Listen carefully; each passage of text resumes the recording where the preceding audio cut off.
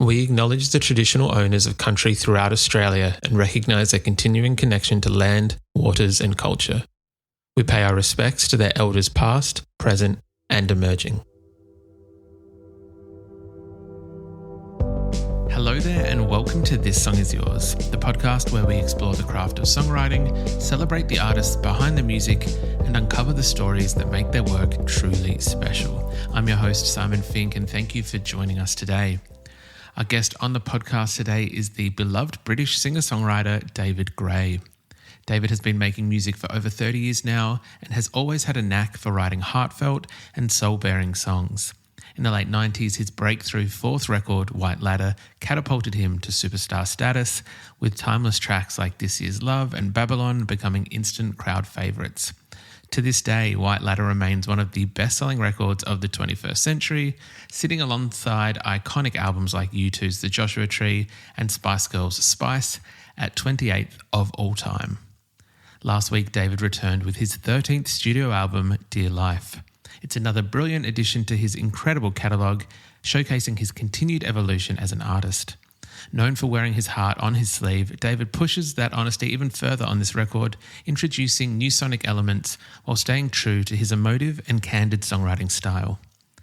Now, in today's episode, we sit down with David to chat about Dear Life and the journey of recording this album during the challenging COVID years. We also talk about his collaboration with his daughter Florence and how that special partnership came about. And of course, we discuss his upcoming US tour and what fans can look forward to when he takes Dear Life to the live stage. Now, we'd like to thank Kaylee for her help with today's episode and remind everyone that Dear Life is out right now. You can find links in the show notes to purchase the record, follow David on his socials, and check out his US tour dates. While you're in the show notes, don't forget to follow us across all of our socials and subscribe to the podcast so you can stay up to date with all of our exciting upcoming episodes. Now let's get into it. Here is our conversation with David Gray. It's getting old. You know the way the light is always painting someone else's windows go. Fate sends a bottle spinning round. Please welcome to This Song Is Yours, one Mr. David Gray. David, hello. How's it going? Hello, good day. I think it's the correct expression. Perfect enunciation. I absolutely love that. I feel like I'm just talking to a fellow countryman. Why waste a couple of O's when you can just skip them and go straight to the D? Straight from D to D. This is DG, so I guess I should know about that kind of thing. We do tend to cut off a few other consonants or vowels here and there, so I appreciate you kind of acclimatizing to us. I very much appreciate it. I also very much appreciate your time today and coming to have a chat with us about this brand new record, Dear Life. Firstly, congratulations. Thanks very much. Of course, it is. I imagine it's always exciting putting out a record, and for this record, Dear Life, it is, I want to say, lucky number 13.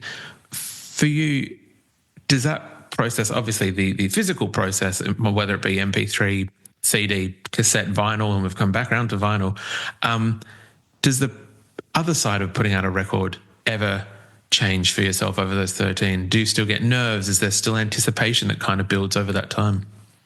Big time, because it's still harrowing. I mean, basically, you're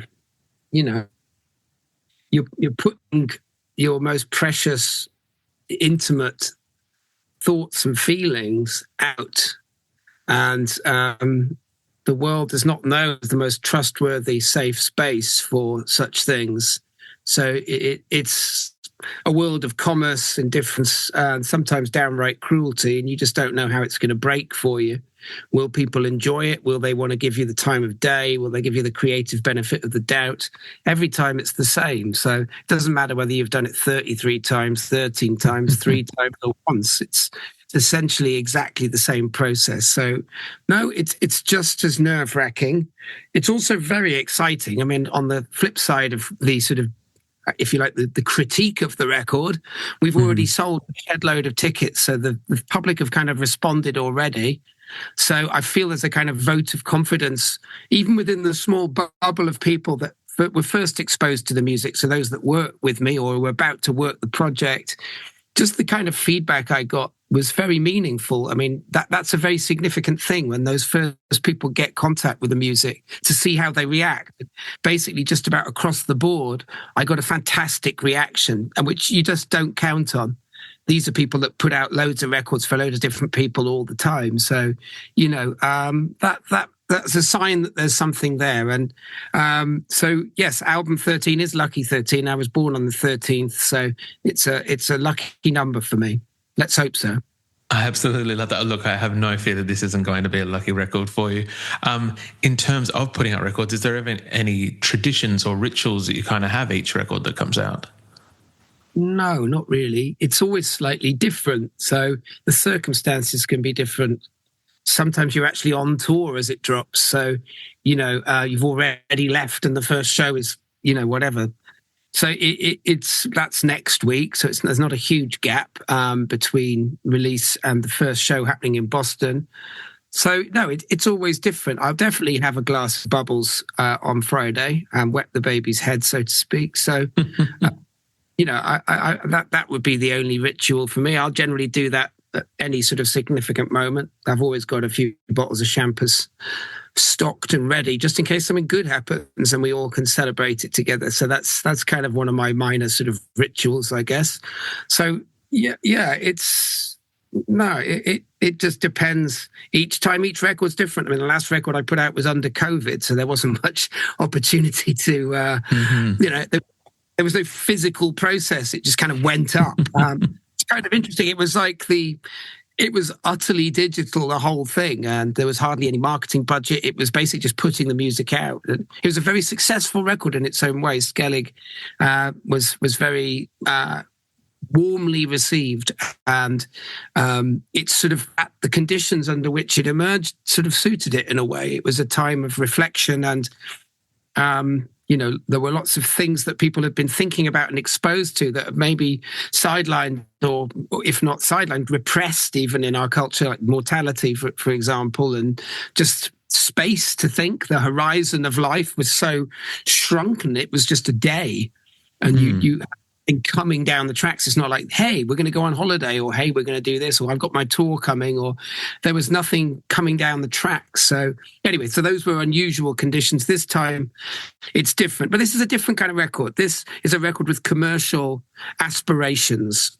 And that's not to say I made it in some kind of awful kind of, how do I decorate my music to get it into people's past the gatekeepers. It wasn't that. It's just sometimes it comes out with more of a spring in its step. And the ending that I had to give this record really has a sort of, these songs were born standing up. That's one thing I keep saying about them. They seem ready to go immediately. I can do acoustic versions of all of them and they seem immediate to me. So there's a melodic strength, there's a lyrical directness. It's an address to camera as opposed to a kind of a slightly oblique move. So I have high hopes that it's going to connect in some kind of way and continue to connect. I don't think I can expect some kind of flurry of digital downloads or streaming numbers. It's going to be a process, but I hope that it will register and then continue to register and be passed on. Even in my researching for today's conversation with yourself, I can already see that there is a lot of anticipation, a lot of excitement for this record. I think that fans are very excited to hear what is to come. We were very lucky enough to have a listen to the record before it has come out. Full disclosure, we're chatting a few days before the record comes out. It is a stunning record. I think that it is an absolutely gorgeous record as well, and something that I'm fascinated, I guess, by your comment in terms of these songs kind of came out standing up. This is some of the most heartfelt work from David Gray, which I feel like is a bit of it wouldn't usually be a newsworthy piece, but for yourself, who I would say is a songwriter who is known for being heartfelt and having one's heart on their sleeve and writing sincere and beautiful kind of songs, that this has taken that to that one next step almost. Yeah, I agree. I 100% agree. And that's because life sharpens as you get older. I think there are moments in your life where, you have experiences that you suddenly see it very clearly or you see it very differently. And it gifts to your work a certain sense of depth and insight for a while. And I think there was just a lot of pent up emotion. There's a lot of stored up stuff that came through on this record. And I totally agree. I mean, the mortality theme is one that just recurs and recurs. I used a kind of short story writer's trick. So, I mean, which isn't something new. I use that all the time. But this record, it seems more thematic. That for example, After the Harvest is definitely sung from a woman's perspective, like a woman who's older. She's past her sell-by date, if you like, as am I. So it's, and then even Plus and Minus has that, it's mainly a woman's POV. Although that's done as a duet, there's a kind of relationship thing. And it moves like this, and then other songs where, like Sunlight on Water, where it flips round and it's definitely the man looking from his view. So I use these kind of lenses almost into other people's thoughts, other characters' thoughts, to shine different views of Mount Fuji. It's like lots of views of the same mountain from lots of perspectives. I don't know whether that trick was helpful. That's what Dear Life is a nod to Alice Munro, who's one of my favorite short story writers. And it's the title of her last book. So it's also a line in Leave Taking. So I think that I also think like this record was the process of making it was dislocated by COVID and lots of other things. There were obligations to tour the White Ladder Anniversary Tour, which was suddenly took 2 years and a bit longer than it was supposed to happen. And during that period as well, I did what a lot of creative people did. I'd already started making Dear Life. I had stopped because I started prepping the tour. And as we got closer and closer into the point of 2 days to the first show, we were at finishing production rehearsals and they locked down. And so suddenly everything went into this weird... When I got back with the family and we were all locked up, I did what a lot of creative people did. I went down to my studio, and after a few fun days sort of messing around down there, I'm going to make a record during lockdown. And I started getting really stressed by trying to do it. And I suddenly stopped after about a month and a half. And I thought, what the hell am I even doing? I've been going on about taking a break from, the sort of hamster wheel of life for such a long time. Here I am. Life is giving me that opportunity to be with my family. And I'm choosing to come down here and stress out about my little internal world. So I kind of just eased off the whole thing. It's not that I stopped. I just stopped making it a project. And I moved back in upstairs, just hung out with the family, and we sort of spent time together. And, the elephant in the room was I really love these guys. They come second to my, in my thoughts, I privilege my intellectual life, my creative life so much. It's not that I don't care or I don't show that I care, but I'm often just preoccupied. That's the kind of guy I am. But this was a different situation. So anyway, letting the field go fallow creatively was perhaps incredibly enriching. And not only that, during this time, we were all watching stats, global stats, national stats, people dying, and then comparing them to a graph of what normally happens. Suddenly mortality was the main game in town, and something that's been basically eradicated from our culture, It's not something that's discussed. It's an unwelcome guest. So, I mean, our culture is hugely impoverished because of this. So maybe there was a little bit of enrichment, just the quality of time, just to be in life as it actually was. This is life as it is. And Sunlight on Water is the song that addresses that most directly. We're the ones who waited all winter, collided right into our own true selves. So that was definitely a component in what the way this record came out and the way it felt. Time can be an enemy sometimes. It often feels like it is. But in this case, I feel like the fact it got so stretched out over such a long time was hugely beneficial to it. And as I say, there was this period of down tools almost. And then right at the end of COVID, when I knew that the tour was going to happen, the White Ladder Anniversary Tour in May 22, we had a Zoom call in November 21. Omicron was going crazy. I said, we need to push this back again. They said, Dave, we can't. You can no longer hold second shows. if you don't do the dates in May, we're going to be 18 months before we get these dates again. So I said, well, that's that then. We're going in May. And then I knew I had 5 months to work before we started rehearsals. And I just had this incredible burst of songwriting. I wish life was that simple and you could just go, oh, I stopped. And then suddenly all the songs came in one fat. I wish it was that simple. It doesn't work like this. Was an extraordinary circumstance. So anyway, these are the conditions under which the record was written. And as you get older, you lose friends and people get sick and die and all kinds of things. And you get ill yourself when people very close to you get ill. And you're suddenly aware, oh, Christ, this is the phase we're in now. Sniper's Alley, they call it. Machine guns are waiting at the end of Sniper's Alley. As far as I can tell. Enjoy Sniper's Alley because it's only going to get fucking worse. So anyway, all these things were preoccupations along with a sort of sense of scale. So I think aside from all the sort of themes of the work and what you could say about where it came from, the thing that's most obvious to me as a lyricist is just the sheer pleasure of words and the enjoyment of the rhyming schemes and the freedom I had. It's like painting with words. I had such pleasure writing the rhymes. These crazy rhyming schemes, almost blood on the track style rhyming schemes, A, B, A, B, A, B, A, like crazy long things, like multi rhymes. So in soft rhymes in After the Harvest, lots of sort of French style endings, soft word endings, tarnished, garnished, a harvest, blah, blah, blah. And then in a song like I Saw Love, it's all the hard Germanic endings, like cataract, impact, cracked, whatever. And just these things, and just not to just end a verse and go, right, next verse, what's that rhyming scheme going to be? And it was like, no, I'm just going to keep this going. It just wants to keep going. And so weirdly, yes, if anything's happened to my writing over the last 30 years, it's that I've simplified it a little bit. But on this record, it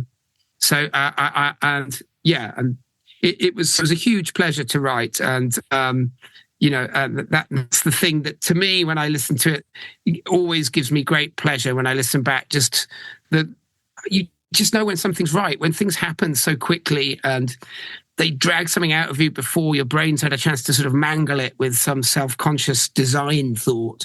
It just becomes, it's more of a pure emergence somehow. It's what you always aspire to when you're making.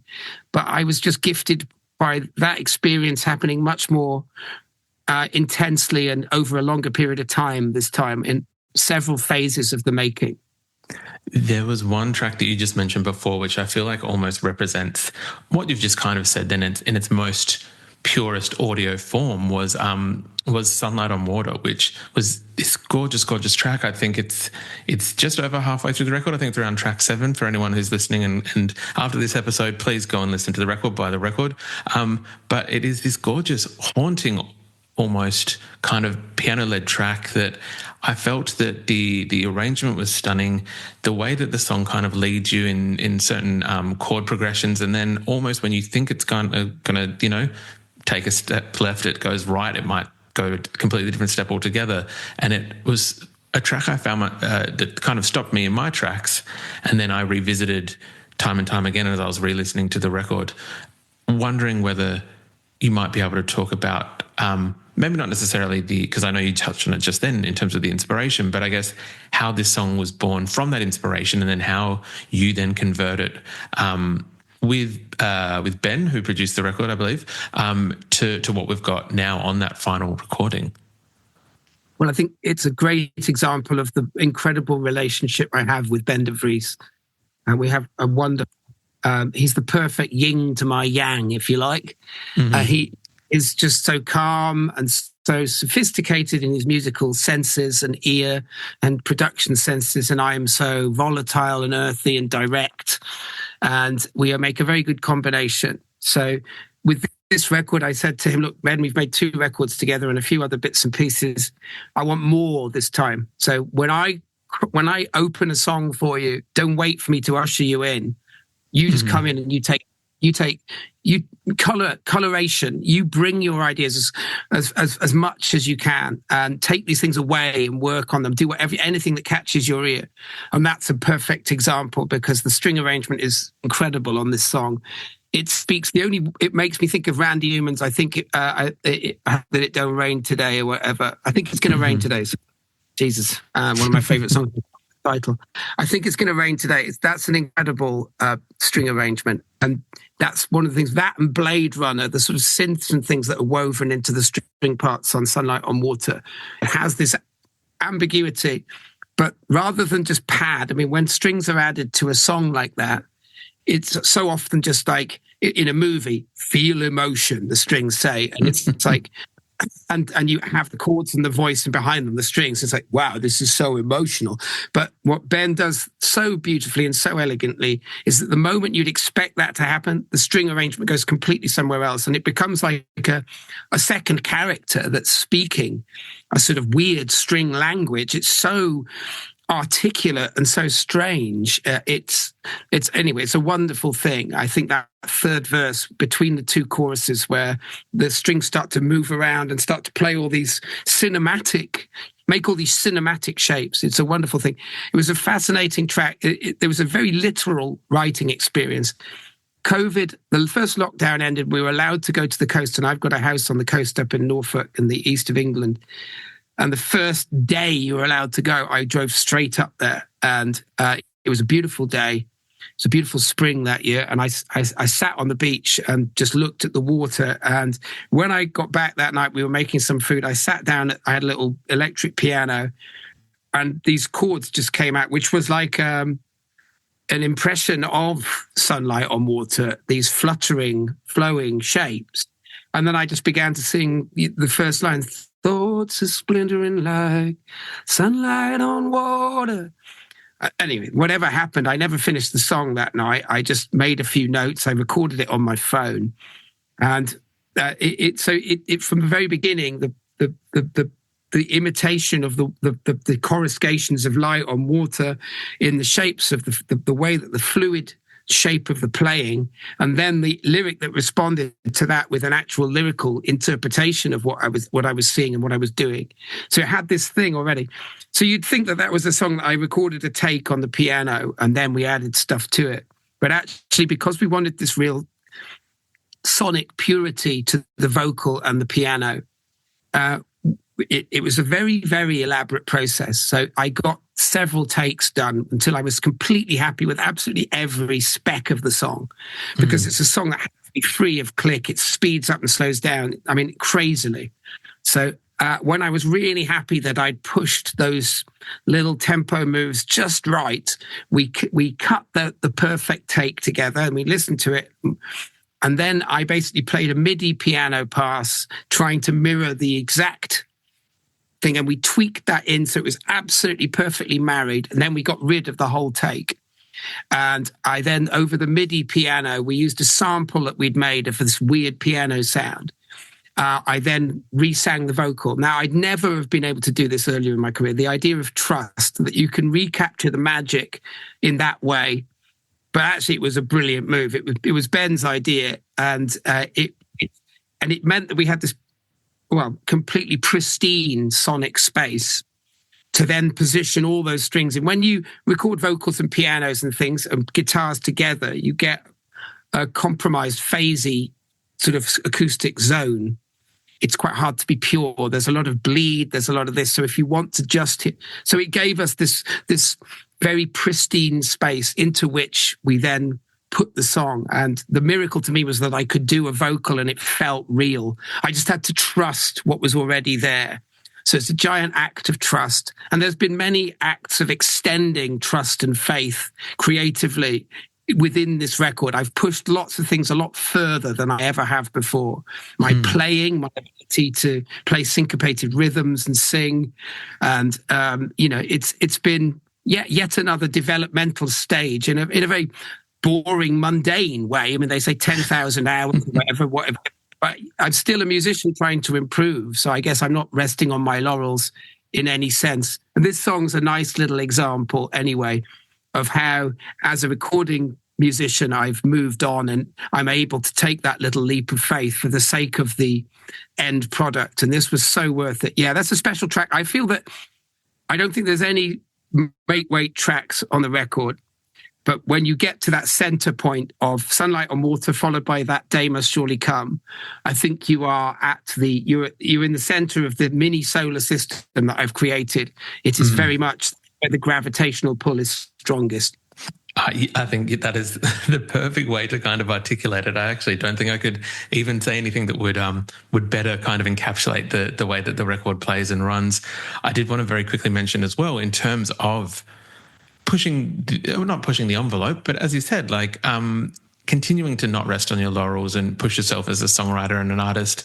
And I could be very wrong. I tried to have a bit of a look back. In terms of collaborations, I know that you've worked with some other songwriters in the past.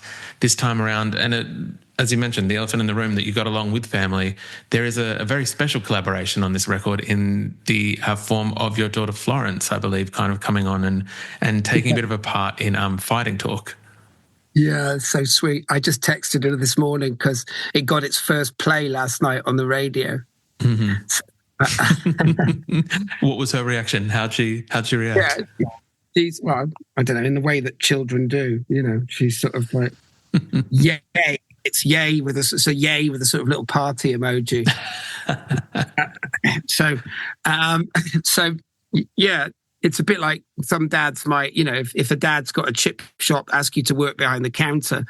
I was basically making the record, and I'd sort of said, you know, we need a female voice on this track. It needs to be lifted. So on this and Singing for the Pharaoh, she stepped in. She also helped with sketching the parts out for Plus and Minus before Talia Ray got involved. So yeah, Flo really helped me out. So she can sing. She's got a lovely voice, and she's very interested in making her own tracks and recording and stuff. So we got her down the studio. So that was quite an experience. I absolutely love that, though. I think that's very, very special. Like doing the washing up. It's like, come on, it's your turn to do the washing up. It's your turn to sing on Dad's song. So she came and sang. So that was a very sweet thing, and rather lovely, really. So that's nice. I'm very delighted, really, with how it came out and what she gave the track as well. It was perfect.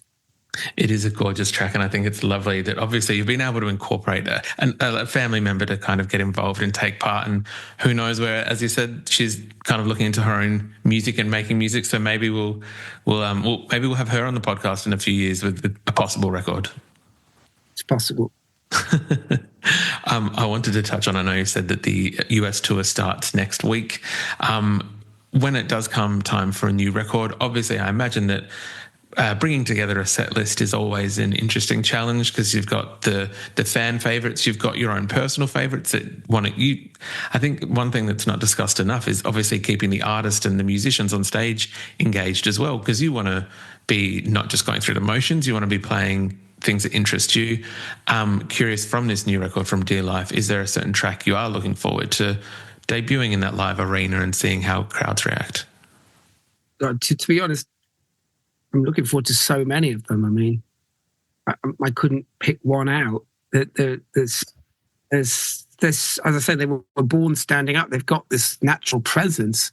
I wouldn't be doing the type of tour I do is these days slightly determined by the kind of record I've made. So this has a commercial feel to it, a very direct feel. So these songs feel like they can go shoulder to shoulder with my biggest songs. Mm-hmm. And the ambition of this tour is to not just play the big songs, which I will. I'll be honouring that commitment. This year's Love, Sail Away, Babylon, etc. The One I Love.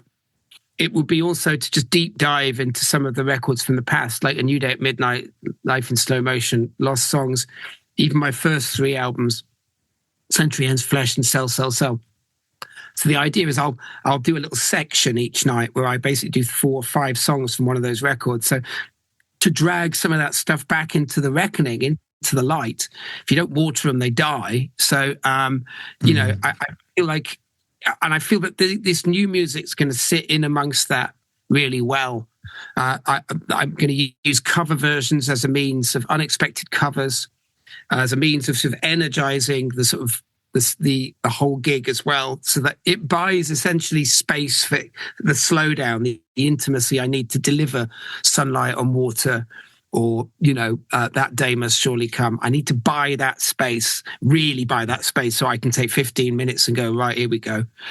There's a whole plot. This time, I don't think there'll ever be a tour, apart from when I play solo, when I really do mix things up sometimes, where my set list changes as much as it will on this tour.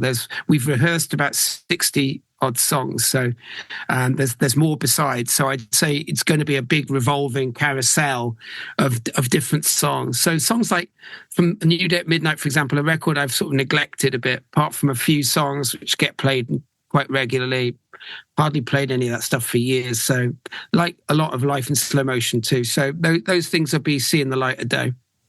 That is very exciting to hear. We will be putting the US dates in today's show notes for people to be able to go and buy tickets to catch you while you are on tour. Dave, we usually ask our guests what they're currently listening to. So for yourself at the moment, we are in early Jan. Is there anything at the moment on high rotation within your household for yourself? Not doing a huge amount of listening at the moment, I think, for understandable reasons. I'm not someone who, if I took a drive or a tube journey or a walk with the dogs, I wouldn't listen to music. So I don't like to contaminate experience in that way. I don't know, it's weird. I find it, I don't like combining. I like to have my senses open. So, but I've really enjoyed the Hwang Din, the latest album. And I went to see them just before Christmas. That was excellent. So unusual. They didn't say a bloody word until right at the end. But I like that record a lot. And I like them a lot. It's unusual. So that's a record that's really, I can't remember what it's called, In the Room in Spanish, like De La Sala or something. The last record they so that's something I have been listening to. As I say, since the year started, I've actually been a bit too busy to find that space really to listen much. So, but I definitely name check them. A fantastic record, and I think almost to what you're saying, their music is oddly malleable almost. So it is good in terms of if you're not wanting to contaminate too much, it's great listening, but it's also very good background music in a weird way. It does both. It's funny seeing them live. The guy is an incredible guitar player. I mean, they are wonderful musicians, but we're talking about next level stuff. I mean, he was playing lead and rhythm, and there's only him. No guitar change, no techs on stage. One tech appeared during the entire show. About 20 seconds. Like, he didn't even change his sound. He was using his volume and his tone to change his it was, they had like no cables, no, and I think it was like the most minimal setup you've ever seen. It was like a sort of stage design by sort of De Chirico or something. It was this sort of weird room with 3 windows, and it was quite arty, the whole thing. I personally feel like they should have spoken to the audience, but their vibe is obviously that they just kind of do their thing and you kind of smoke a spliff and join in, sort of thing.